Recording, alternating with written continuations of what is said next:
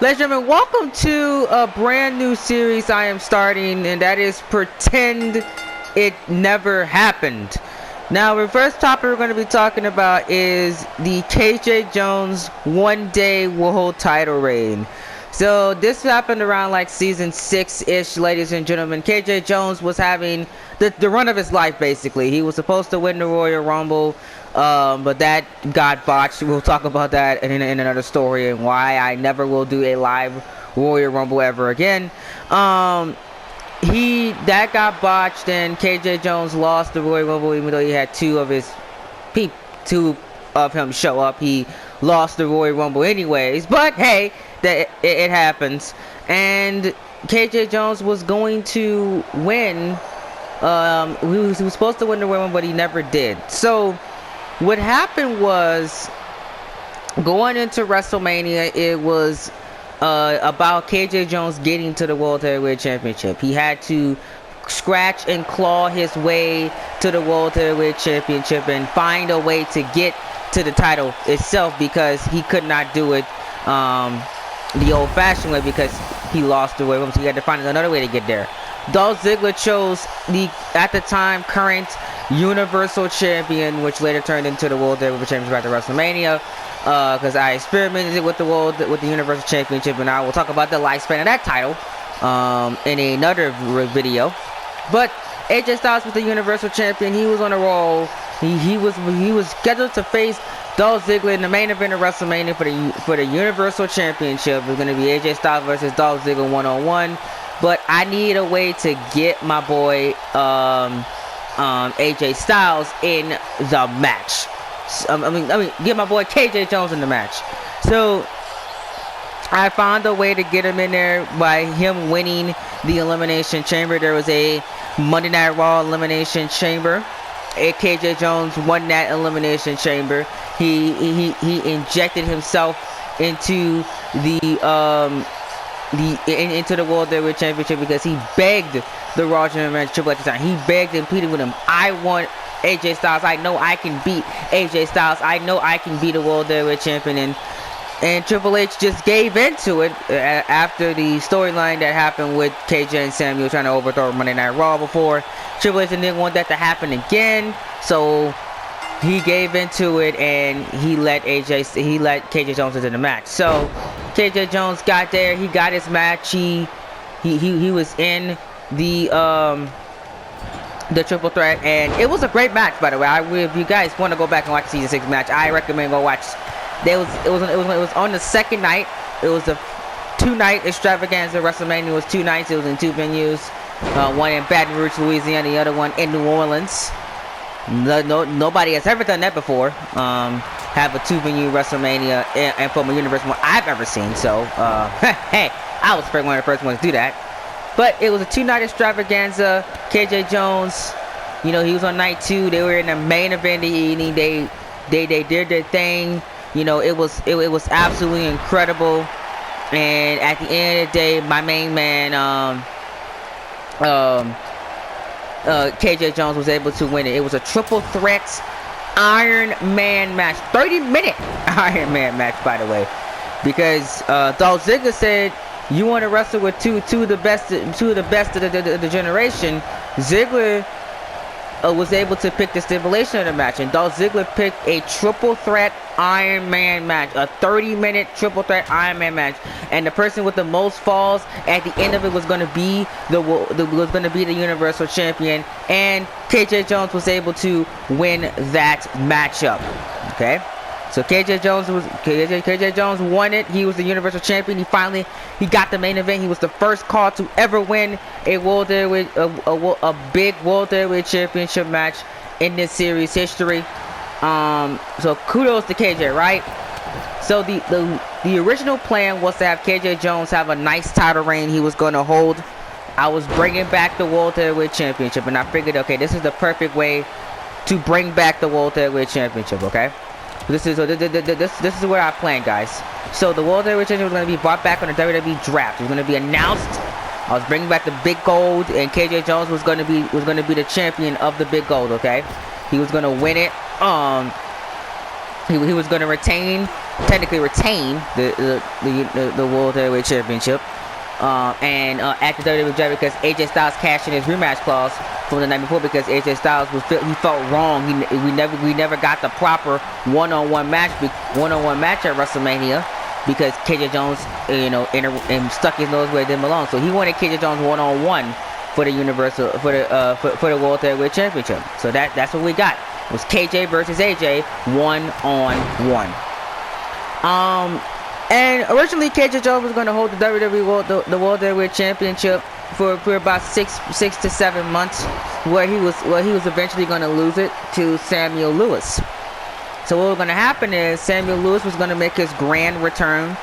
There was never going to be a KNS reunion like we got, because Samuel Lewis was going to make his return and he was going to challenge KJ Jones for the World Heavyweight Championship, and they were going to have their big one-on-one match for one of the biggest prizes in the company, the World Heavyweight Championship, and Samuel Lewis was going to win that World Heavyweight Championship, probably most likely at SummerSlam or probably at Survivor Series. That was the 2 dates I had in mind originally, but that never happened because KJ Jones, he went in and lost to AJ Styles and has never seen the main event since then.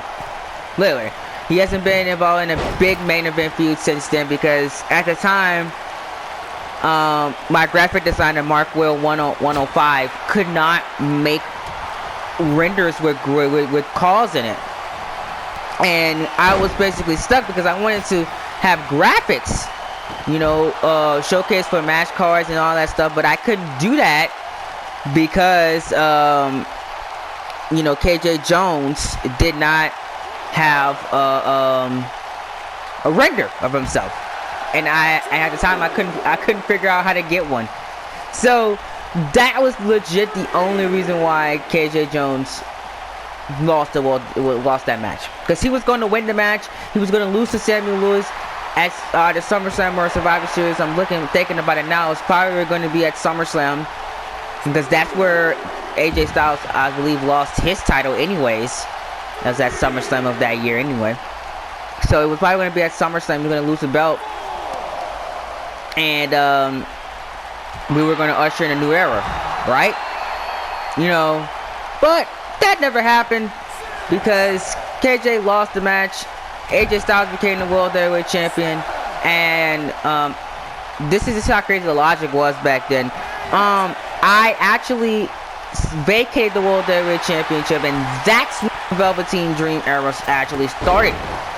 Because my backup plan was to push Velveteen Dream to the top and give him the World Heavyweight Championship, and that was when the Velveteen Dream push was in full motion to the top of Monday Night Raw, because AJ Styles vacated the World Heavyweight Championship because he had to go to SmackDown. The SmackDown could not have the WWE Championship and the World Heavyweight Championship, and there was no reason why he would take Finn Balor's championship. That made legit no sense, because Balor had that 1-year world title reign. So AJ Styles actually moved to the main event of SmackDown, and he was actually one of Balor's biggest main event challengers of that summer, in season 6. So there you go. AJ moved to SmackDown. KJ just floated into obscurity until he reunited with Samuel Lewis, and they were able to win the Raw Tag Team Championships from the Usos, who won the Raw Tag Team titles from the Dream Team after Velveteen Dream showed some suspicions, and he turned on his partner, and he walked out on his partner Apollo Crews at Backlash of that year, and the Usos won the titles. KNS beat them at SummerSlam, and basically KNS had a dominant tag team title reign to close out season 6. You know what I'm saying? And Samuel Lewis basically took KJ Jones' spot, basically, and he ran with the Critics World Heavyweight Championship until Dwayne Frost made his way down to WWE and actually beat up Mr. Samuel Lewis. So there you go. It was actually really crazy to think about it. If I would have known expert in them, or J&W. If me and J&W would actually been closer, he could have made graphics for me, and KJ Jones could have had that nice world title reign I had planned for him. So if the KJ Jones title reign would have happened, there would have been some things. The Creators World Heavyweight Championship probably would have went to, most likely would have went to Tyler Phillip. Tyler Phillip would have been the first ever Creators World Heavyweight Championship, and he would have took Samuel Lewis's spot, most likely. And I don't think Dwayne Frost would have never had that rise that he had, because it would have been probably Michael Wolf to take the belt off of Tyler Phillip. No KNS means the Usos would have held the tag team titles for a little bit longer before dropping them. And you know, Samuel Lewis would have been your World Heavyweight Champion going into WrestleMania. More than likely, that WrestleMania match you would have seen, if KJ Jones' World Title reign would have happened, probably would have been Samuel Lewis versus Drew McIntyre at WrestleMania Las Vegas. That was one of my plans I had. Samuel Lewis was gonna fight the likes of AJ Styles, John Cena, Velveteen Dream, all those guys in the main event, because eventually the Dream Team still would have broken up. That was planned, and you know, the Usos probably wouldn't have beat them at Backlash. Probably would have been at SummerSlam, probably. But that Dream Team match was planned, you know what I'm saying? So that was going to happen eventually, you know. Whether you like it or not, that was happening, you know. But, you know, one good thing about it was that, you know, we still got the, you know, everything happens for a reason, they say, and I'm kind of glad that KJ didn't hold the title long, but at the same time, when I'm looking back at it, he should have held it at least a month. He held it one day. He had it one night, literally. The draft was the next night after WrestleMania, and he lost the belt. That was kind of embarrassing, you know what I'm saying? So, you know, you know, I'm very disappointed that he never got that proper world title ring, because he was pushed so hard that he should have gotten it.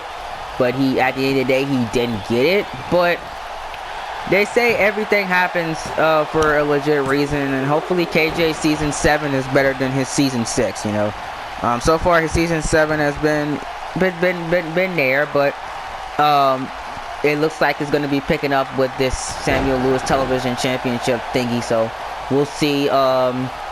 You know what happens, because ever since Samuel Lewis really came in, KJ Jones has just been that little buddy of Samuel Lewis, and he's just been content in that role up to this point. So, but we'll see if anything changes on that front in the near future. So, I honestly don't know, you know, what's next for KJ.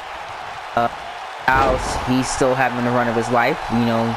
He's been on SmackDown for like now, it's his second straight season on the Blue brand. He stayed on SmackDown. He never moved to Raw. That was AJ Styles' last Raw match, was that WWE draft match before he moved over to SmackDown. And he's been on SmackDown since, and he's probably going to be on SmackDown for the remainder of this season as well. So AJ Styles has been a Blue brand superior since that match with Mr. KJ Jones. So we'll see how that affects him in the near future. But yeah, that's the story. So pretend it never happened. KJ Jones' one-day world title reign. Are you glad it happened? Let me know in the comment section down below. Are you glad that KJ Jones did not hold the World Heavyweight Championship that long? Or do you feel that it was a bummer that we didn't get that world title reign that was planned, which ultimately was changed because we couldn't make graphics for him? Alright, gentlemen, that was a weird and awkward story of the KJ Jones' one-day world title reign. Let me know if you guys like this format of Pretend It Never Happened, with just a little match playing in the background. I talk over it and we talk about the story or whatever. Let me know if y'all like this format. Let me know in the comments down below. I've been your host, Coltrane. Thank you so much for joining me tonight. Tonight for this Pretend It Never Happened, and I will see you guys in the next video. I've been your host. Remember to be glorious at every single thing you do. Like, subscribe, and share. And see you in the next Pretend It Never Happened. Ta-ta.